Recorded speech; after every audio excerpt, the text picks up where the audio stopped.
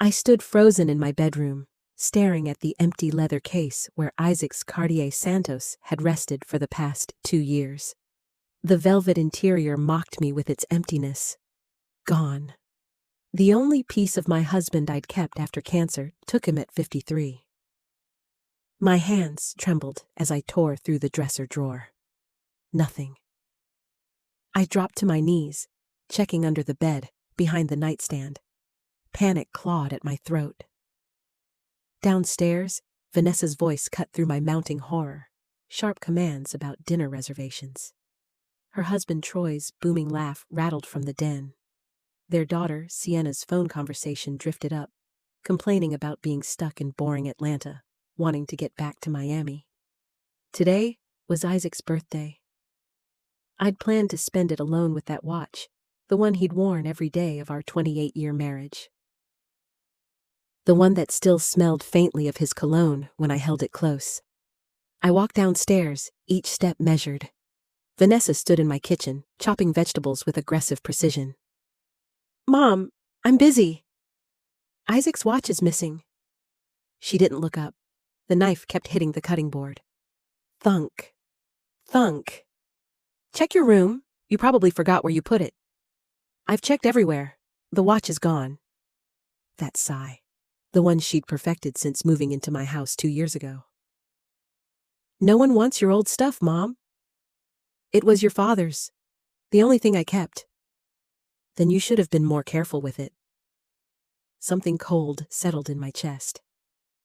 "Vanessa, please. I need to know what happened." She finally stopped chopping, turned to face me. Her eyes held nothing. "Fine, I sold it. Luxury time pawn on Peachtree. We needed $3,000 for Cancun. You said no when I asked, so I found another way." The words didn't compute at first. "Sold it." "You what?" "We needed money for our vacation." No apology. No recognition of wrongdoing. She picked up the knife again. Troy's voice drifted from the den, lazy and satisfied. "It was just sitting there, Quinn. Isaac's gone. Dead people don't need watches." On the stairs, Sienna laughed, that hollow sound of someone who finds genuine pain hilarious.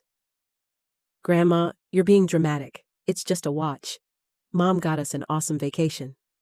I looked at my granddaughter, 21 years old, Isaac's granddaughter, and she had the same empty eyes as her mother. "Your grandfather wore that every day for 28 years. Sienna shrugged, phone back to her ear. "Well, now someone else gets to wear it." If you're feeling this rage building inside you, hit that like button and subscribe to Formidable Revenge channel. Drop a comment telling us where you're watching from. Trust me, you won't want to miss what happens next. I stood in the house Isaac and I bought in 1996, the house we'd filled with 28 years of memories, and stared at these 3 people. My daughter, her husband, her daughter. They looked back like I was an inconvenience waiting to remove itself. I walked to my bedroom, closed the door with a soft click. The empty watch case sat on my dresser. I picked it up, opened it, closed it. The mechanical motion steadied something inside me. Isaac had bought that Cartier Santos the day his architectural firm landed the Riverside Plaza project. "We made it, Quinn," he'd said, fastening it on his wrist. "Everything we worked for." He'd worn it through every milestone after. Vanessa's graduation, our silver anniversary, the day the doctors told us about the tumor. The day he died, the hospice nurse had removed it gently, placed it in my hands. "He'd want you to have this." I'd clutched it through the funeral, through the empty months after. Vanessa had moved in 6 weeks after we buried Isaac. "Just temporarily, Mom, until we find a place." That was 2 years ago. No rent, no utilities, no gratitude. My phone was already in my hand. I typed Pawn Shops Atlanta, started calling. Lucky Star Pawn didn't have it. Cash Express put me on hold for 8 minutes, then said no. The 4th shop had closed. The 7th call changed everything. "Luxury time pawn, this is Harold. I'm looking for a Cartier Santos. Sold to you yesterday. Rose gold? Leather band? A pause. Oh, yes. Beautiful piece? Are you the widow? My chest tightened. I am. My husband passed 2 years ago. I'm very sorry, ma'am. His voice held genuine sympathy. There's something you should know about that watch. The room tilted. What do you mean? When I was authenticating it, I found a hidden compartment. The bezel, it unscrews. There was a small key inside, and a note. 28 years of marriage. I'd never known the watch had a secret compartment. Did you tell the woman who sold it? She was gone before I finished the inspection. Honestly, I don't think she knew about it either. She seemed in a hurry. Of course she had. Vanessa racing to convert my husband's legacy into vacation money. I need to buy it back. How much? I gave her $3,000. Fair market value is closer to $4,500. It's a 2018 model, excellent condition. I'll pay the $4,500. Can I get it today? Come by any time before 6. I'll hold it for you. He paused. Ma'am, I won't sell this to anyone else. It's yours. I sat on the bed, phone trembling in my hand. Isaac had hidden something in that watch. A key and a note. What else hadn't he told me? I grabbed my purse and keys, walked downstairs. The family didn't look up as I passed. Troy's feet still claimed my leather recliner.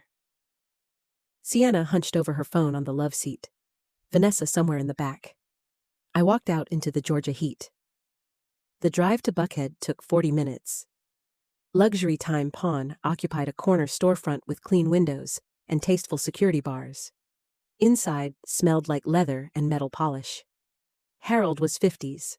Silver hair, kind eyes behind reading glasses. Mrs. Fletcher? That's me. He disappeared into the back, returned with a velvet pouch, unfolded it carefully on the counter. Isaac's watch. The rose gold caught the light exactly as I remembered it looking against his wrist every morning. The young woman who sold it, Harold said quietly. Early 40s, seemed rushed. Didn't want to negotiate. He paused. Your daughter? I didn't answer. Just counted out 4,500 in hundreds. Harold slid a small envelope across the counter. The key and note. I put them in here for safekeeping. I drove 3 blocks before pulling over in a parking lot. My hands shook as I opened the envelope. A tiny brass key fell into my palm. Old-fashioned, maybe for a safe deposit box. And a slip of paper in Isaac's handwriting. First National Bank. Box 847. For Quinn when I'm gone. I'm sorry I kept this from you, my love. But you'll understand why. I sat in my car, tears blurring my vision. Isaac had a secret safe deposit box at First National. Box number 847. And he'd hidden the key in the one possession he knew I'd cherish. What had my husband kept from me? That night, I didn't sleep. I lay in bed, the watch on my chest where Isaac used to wear it, feeling the weight of the metal, wondering what secrets waited in that box. Morning came slowly. I dressed in a navy blouse and slacks, drove to First National's main branch on Marietta Street. The building rose 12 stories, all glass and steel. I walked through revolving doors into a marble lobby. A young woman at the information desk smiled professionally. Her name tag read, Ashley. I need to access a safe deposit box. Of course. Box number and identification? I showed her Isaac's death certificate, I'd brought it on instinct, and my driver's license. Ashley examined both carefully, typed into her computer. The box was open last in 2020. No activity since. Isaac had been diagnosed in early 2022. He'd set this up 2 years before he got sick. My husband passed in 2022, I said. He must have arranged this before. Ashley's professional mask softened. Take all the time you need in the viewing room, Mrs. Fletcher. She led me through a heavy door into a vault, walls of metal drawers. Ashley used her key and the box number to slide out a long container. She handed it to me, heavier than expected, and guided me to a small, windowless room. I'll be outside when you're finished, she said quietly. I sat alone with the metal box, couldn't make myself open it, My hands rested on either side, feeling the cold metal. Finally, I lifted the lid. Stacks of cash, $100 bills in envelopes, organized with rubber bands. I counted quickly, 30,000, maybe more. And underneath, a sealed envelope with my name in Isaac's careful handwriting. Quinn. I picked up the letter, held it against my chest, eyes closed. Then I broke the seal. My dearest Quinn, if you're reading this, I'm gone, and you found what I've hidden. I'm sorry for the secrecy. But I did it because I love you, and I know what's coming. Isaac's voice came through so clearly, I could almost hear it. That slight rasp, the way he paused between thoughts. Vanessa has always been difficult. Remember when she was 24 and demanded we pay for her MBA, then dropped out after one semester and spent the money on that convertible? I saw her true nature then, the way she treats people as transactions, the way nothing is ever enough. I did remember. Isaac had been furious for weeks, but I'd made excuses. Mother-daughter tension. She was young. After I'm gone, she'll see you as nothing more than a resource to drain. Troy will encourage it. He's always been a user, Quinn. You know that, even if you won't say it. And Sienna learns from her parents. This money is $37,000 I saved over 15 years. Small amounts from bonuses and side projects you never noticed. Don't be angry about the secrecy. I did it to protect you when you finally see what I saw. These savings are for you, my dear. To protect yourself when you need it. Don't let them turn you into a victim. You're stronger than you think. The house, the money, everything. It's yours. You worked for it alongside me. Don't let them take it out of guilt or obligation. I wish I could be there to protect you, but I trust you'll know what to do when the time comes. You've always been methodical, careful, strong. Use those strengths now. Forever yours, Isaac. I reread certain passages, tears streaming down my face. Every word felt like validation. Isaac had seen everything, understood everything, prepared for this moment.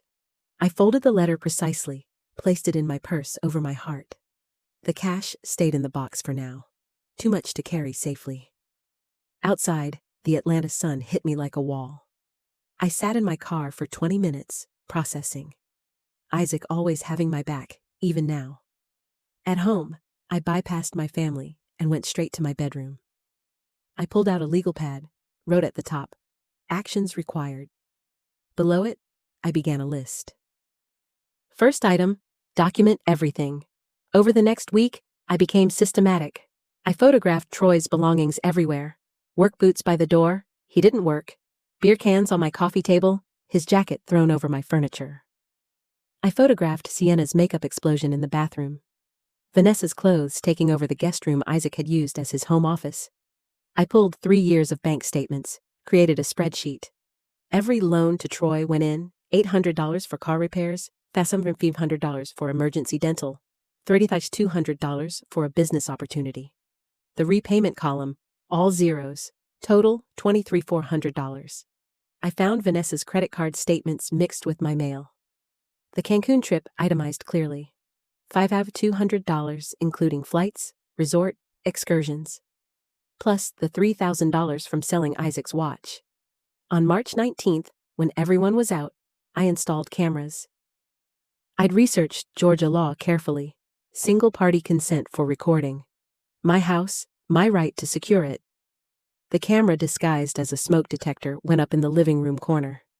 Perfect view of the couch, the kitchen, most of the main floor. The recordings proved valuable immediately. March 21st, I watched footage of Vanessa on the phone. I can't believe she spent $4,500 getting that watch back. That's our inheritance money she's wasting. Troy from the couch. When this house is ours, first thing I'm doing is selling it. This neighborhood's gone downhill. We could get $400,000 easy. Might not have to wait long. She's what, 62? How much longer really? I saved the clip. Evidence, 321, inheritance.mp4. Another clip from March 24th showed Sienna on FaceTime. My grandma is such a drama queen about my mom selling some old watch. We needed vacation money. Honestly, I'll be glad when this house is ours and we don't have to deal with her guilt trips. I added it to the growing folder. Feeling that rage build? Make sure you're subscribed to Formidable Revenge channel and drop a like if you want to see Quinn make them pay. Comment below what you think she should do next. The financial forensics revealed more than I'd imagined. I pulled every statement, every canceled check. Created spreadsheets with dates, amounts, promised repayment dates. But it was the March 27th bank alert that changed everything. Alert. Attempted account access by unauthorized party. I called the bank immediately. Mrs. Fletcher, yes. Someone tried to withdraw $15,000 from your savings account using your name and social security number. We denied it because the signature didn't match our records. Who was it? A woman claiming to be you, with a forged power of attorney document? My blood ran cold. Do you have security footage? Yes, ma'am. I can send it to your email. The footage showed Vanessa at the teller window, sliding papers across the counter, arguing when they refused. Clear as day. My own daughter attempting bank fraud. I sat at my desk, watching the video on repeat. This wasn't just entitlement anymore. This was criminal. I needed a lawyer. Catherine Shaw's practice appeared first in my search for elder law attorneys, protecting seniors from financial abuse. I called immediately. Her receptionist scheduled me for April 2nd at 10 in the morning. Catherine's office was downtown, 8th floor, glass desk, walls of law books. She was late 50s, steel gray hair, sharp eyes that had clearly seen through countless family disputes. I placed my evidence folder on her desk. My daughter and her family have been living in my house for 2 years, rent-free. They've exploited me financially, and they're actively trying to steal from me. Catherine opened the folder, began reviewing. Video clips, financial records, the bank fraud attempt. She took notes, asked sharp questions. Do they contribute anything to household expenses? Not a dollar. Have you asked them to leave? Not formally yet. Good, we'll do this properly. She continued through the evidence. 25 minutes of silence except for occasional questions. Finally, she looked up. Mrs. Fletcher, this documentation is exceptional, very thorough. Under Georgia law, they're tenants at will since you allowed them to stay.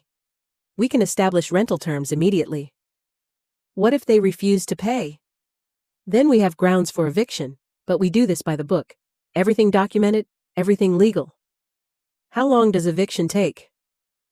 If contested, maybe 90 days. But with evidence this strong, especially the bank fraud, I don't think it'll take that long. I touched the watch on my wrist. Your retainer? $3,000 covers initial filings and the first phase of eviction proceedings. That's fine. She studied me. You're certain? They're your family. My husband warned me this would happen. I should have listened sooner. I signed the retainer agreement with a steady hand. I'll have the rental agreement drafted by next week, Catherine said. We'll serve it formally and see how they respond. Back home, I avoided everyone. But that night, I heard Vanessa and Troy in the kitchen. She hired a lawyer, Vanessa hissed. Stephanie saw her going into Shaw and Associates downtown. So what? We'll get our own lawyer. She can't just kick us out. What if she can? Then we'll drag it out, make it expensive for her. She'll give up eventually. I stood in the hallway, listening. They had no idea what Isaac had left me. No idea what I was capable of. The next morning, I found my mailbox jimmied open, several letters missing, including one from Catherine's office.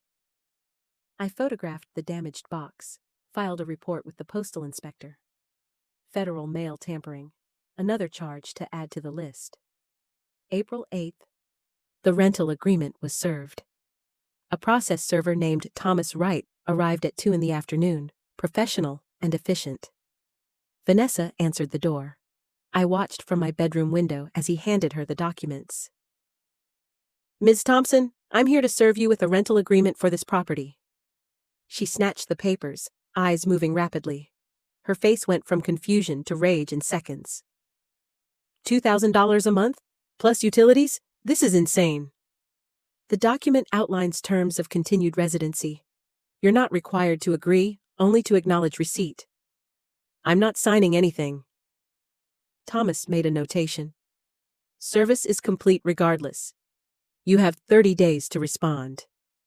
Vanessa slammed the door, whirled toward my bedroom. Quinn, get out here!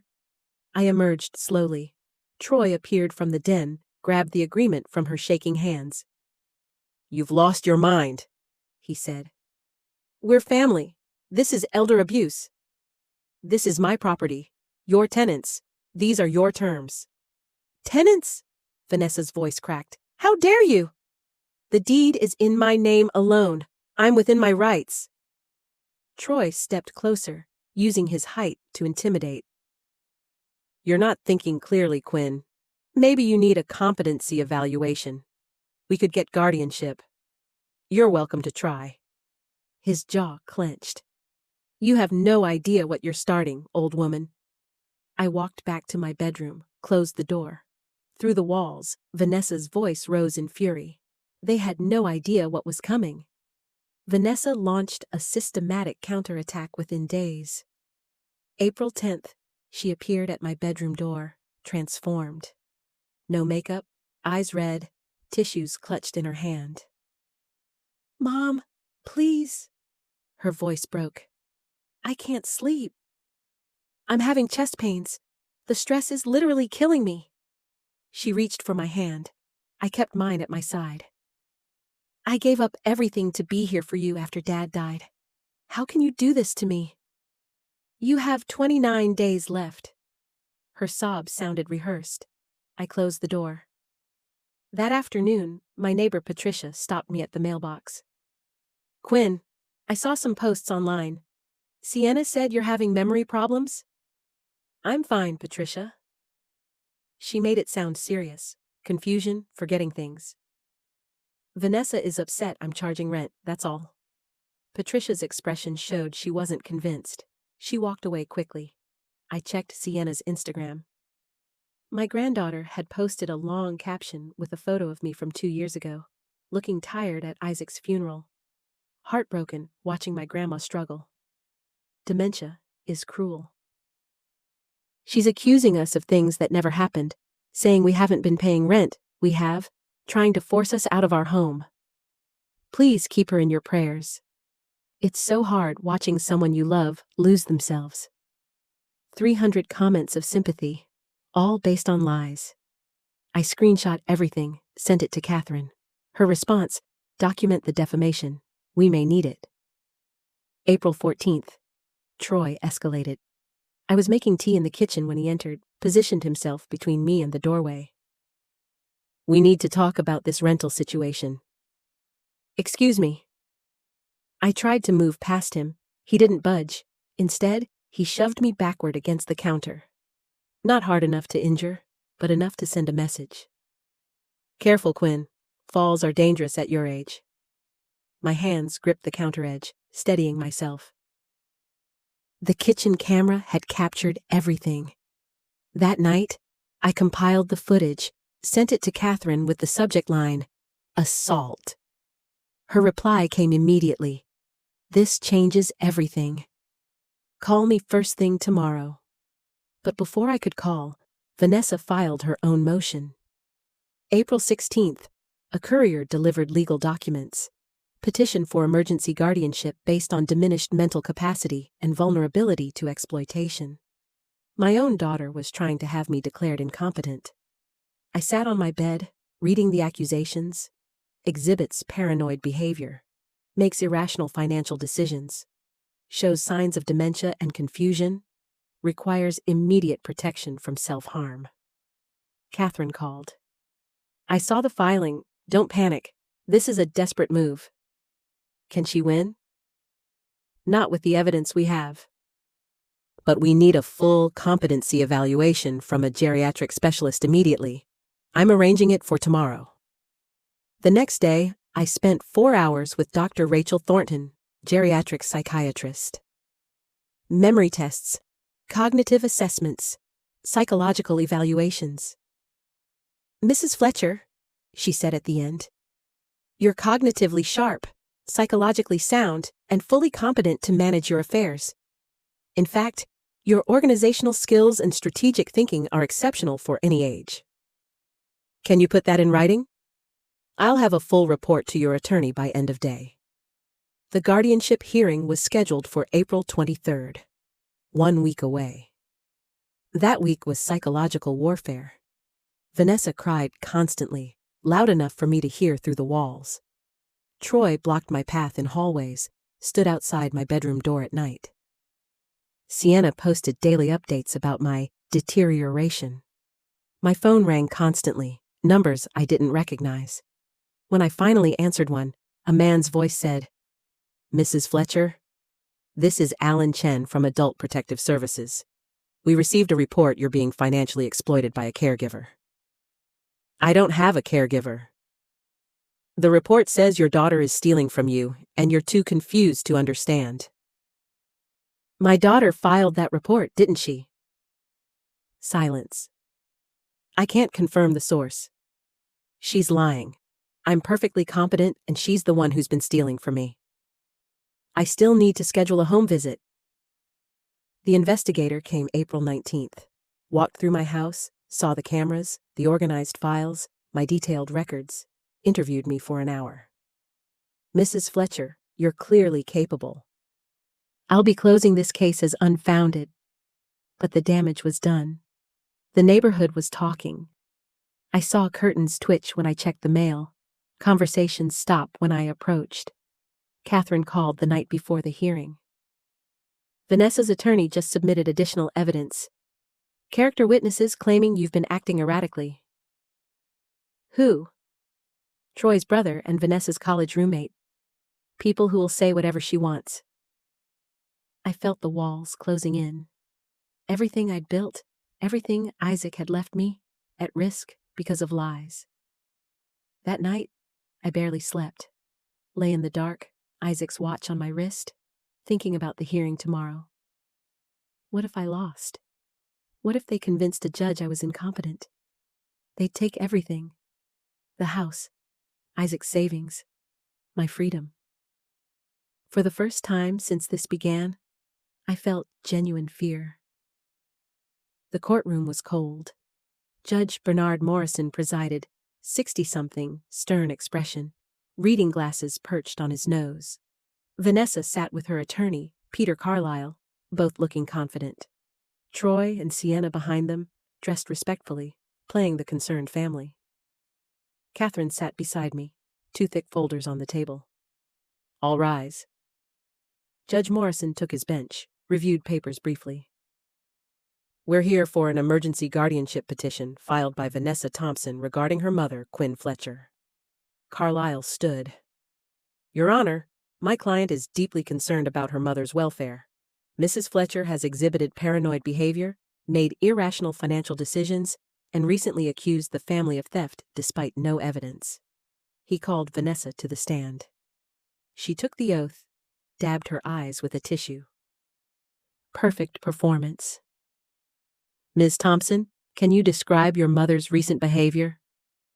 "She's not herself anymore." Vanessa's voice cracked. "She hides things and then accuses us of stealing them. She spent $4,500 on a watch she already owned. She's convinced we're trying to take her house when we've been nothing but supportive." "Has she shown other signs of confusion?" "She forgets conversations, repeats herself, gets angry over nothing, all lies delivered with tears." Carlisle called Troy next. He described me as increasingly hostile and irrational, claimed I'd attacked him in the kitchen. Then came Troy's brother, Kevin, who'd visited once in 2 years. He testified I'd seemed confused and disoriented during his last visit. I leaned toward Catherine. "I wasn't even home that day." She made a note. Finally, Carlisle called Vanessa's friend, Brooklyn, who testified via video that I'd always been a bit difficult and controlling. Catherine stood when they finished. "Your Honor, I'd like to call Dr. Rachel Thornton." Dr. Thornton took the stand, professional in her gray suit, authoritative without being cold. Dr. Thornton, you evaluated Mrs. Fletcher recently? Yes, I conducted a comprehensive geriatric assessment on April 17th. Your findings? Mrs. Fletcher is cognitively intact, with no signs of dementia, confusion, or diminished capacity. Her memory scores were in the 97th percentile for her age. Her executive function and reasoning skills are exceptional. Catherine approached with documents. I'm submitting Dr. Thornton's full report into evidence. Carlyle stood. Objection. One evaluation doesn't negate months of observed behavior.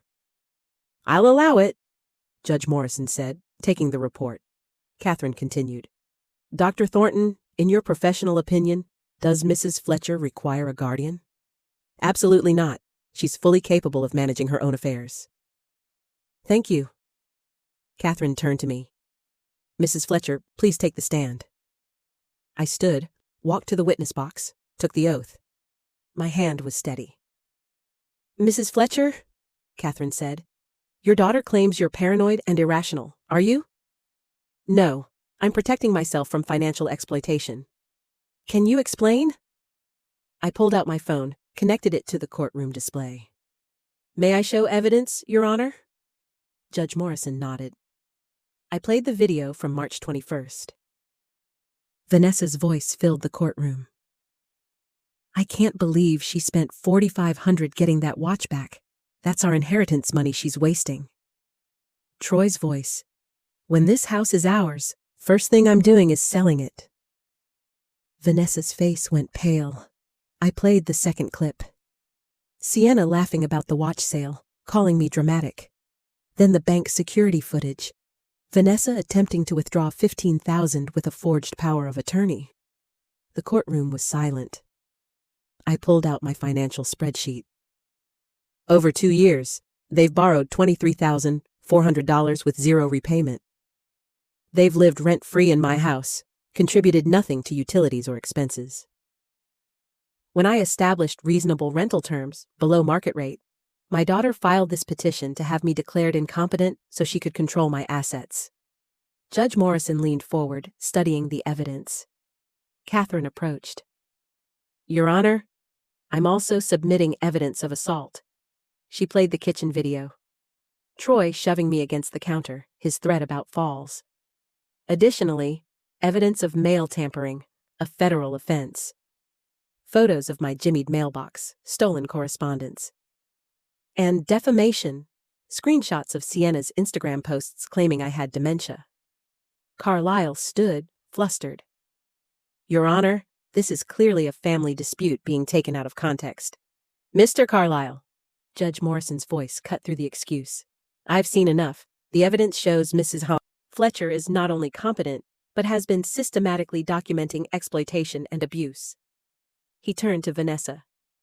Ms. Thompson, this petition is denied. Furthermore, I'm ordering you and your family to vacate Mrs. Fletcher's property within 30 days.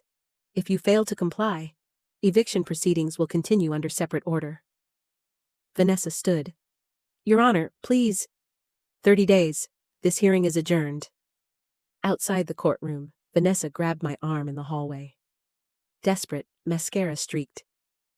Mom, please. We made mistakes, but we're family. I pulled away. You're not family. You're parasites.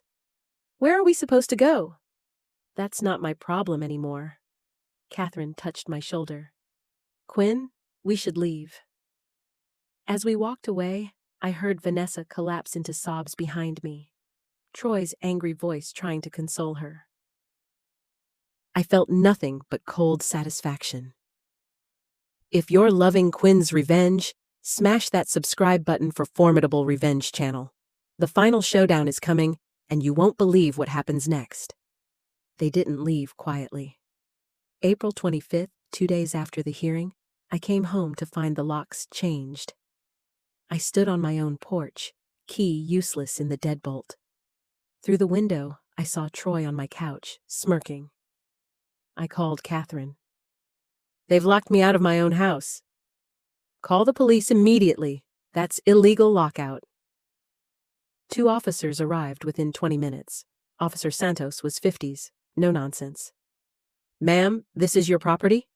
"Yes, I have the deed." I showed him the documents Catherine had prepared.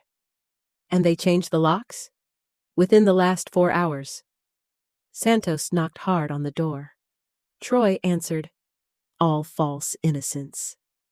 "Sir, did you change the locks on this property?" "This is a family matter. This is Mrs. Fletcher's property. You've been ordered by the court to vacate. Changing the locks is illegal lockout. You have 2 choices: open the door and let her in, or I arrest you for criminal trespass." Troy's face went red, but he stepped aside. I walked into my own house, straight to my bedroom. Everything had been searched. Drawers pulled out, closet ransacked. They'd been looking for Isaac's letter, the bank information, anything they could use. The watch was still on my wrist. The letter was in my safe deposit box. They'd found nothing. Over the next week, they dismantled my home. Holes punched in walls, kitchen cabinet doors ripped off hinges, bathroom fixtures deliberately broken, carpet stained with what looked like bleach.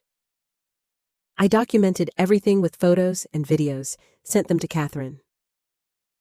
"Intentional property damage," she said. "We can sue for repairs, but let's focus on getting them out first." April 30th arrived, the deadline. No moving truck appeared. At 7 that evening, I called the sheriff's department. They arrived May 1st with an eviction order. Deputy Wilson was professional, but firm. "Ms. Thompson, you have 2 hours to remove your personal belongings. After that, anything remaining becomes property of the homeowner." Vanessa stood in the living room, surrounded by her possessions, and screamed, "This is illegal! You can't do this!" "Ma'am, we have a court order. Please start gathering your things." I watched from my bedroom doorway as they scrambled. Troy throwing clothes into garbage bags, swearing constantly. Sienna crying, recording on her phone. "They're making us homeless! This is elder abuse!" While deputies supervised. 2 hours later, they loaded the last box into Troy's truck. Vanessa turned to me one final time. "I'll never forgive you for this." "I don't need your forgiveness. I have your father's approval. That's enough." Her face twisted with rage and pain. "I hope you die alone." "I'd rather die alone than live with vultures." They drove away. The deputies left. The house fell silent.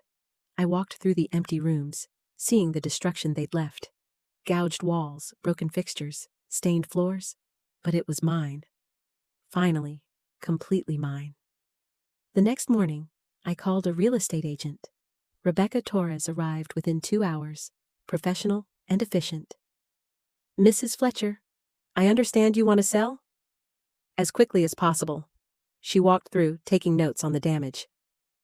"With some repairs, we could list at 420. As is, maybe 380. "How fast can we move if I list as is?" "In this market, you'll have offers within a week." "Do it." The sign went up May 5th, bright red "For sale" in my front yard. I hired contractors to fix the worst damage, patched walls, replaced cabinet doors, cleaned carpets. Nothing cosmetic, just functional. The first showing was May 9th. A couple in their 30s, Kyle and Amanda Porter, walked through with Rebecca. I'd moved to a hotel by then, couldn't bear staying in the damaged house. But Rebecca called that evening. "They're making an offer. $375, cash, 30-day close. Accept it." Meanwhile, I'd made other arrangements. I met with estate attorney Gerald Patterson May 12th. "Mrs. Fletcher, you want to change your will?"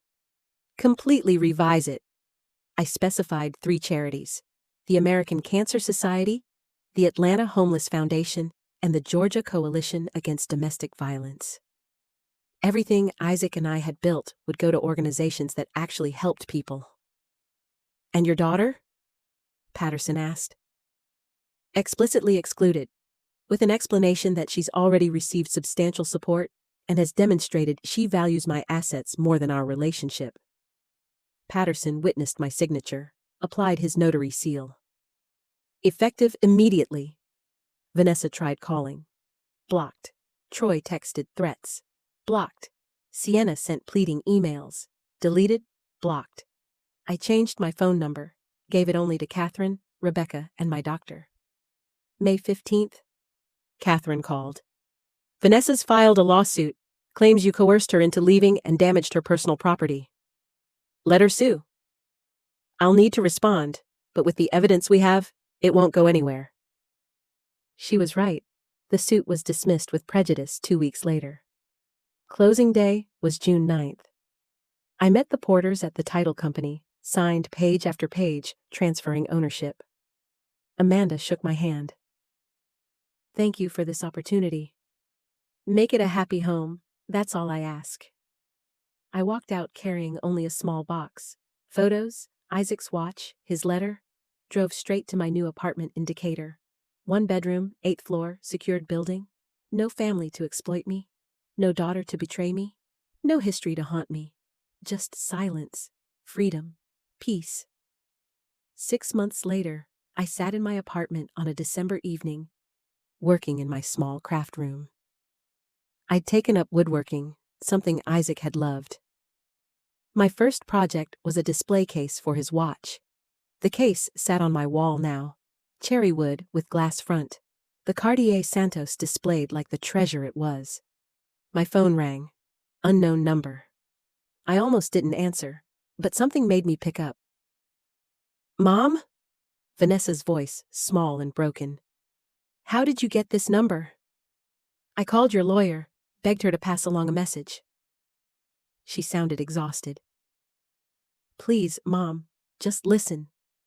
You have 1 minute. We're losing everything. Troy can't find work. Sienna had to drop out of college. We're being evicted from our apartment because we can't make rent. And you're calling me why? Because I'm your daughter. Her voice cracked. I know I was awful.